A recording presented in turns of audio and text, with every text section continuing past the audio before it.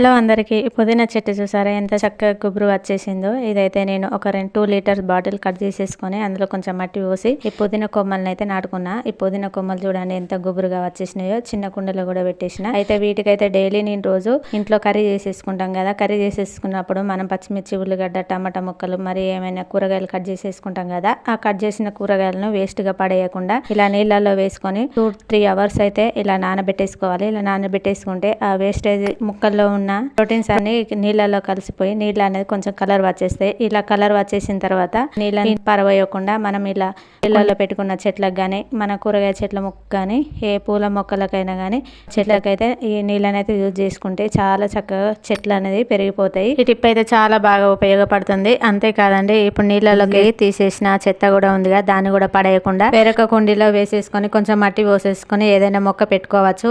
Video నచ్చితే నా ఛానల్ని సబ్స్క్రైబ్ చేసుకోండి.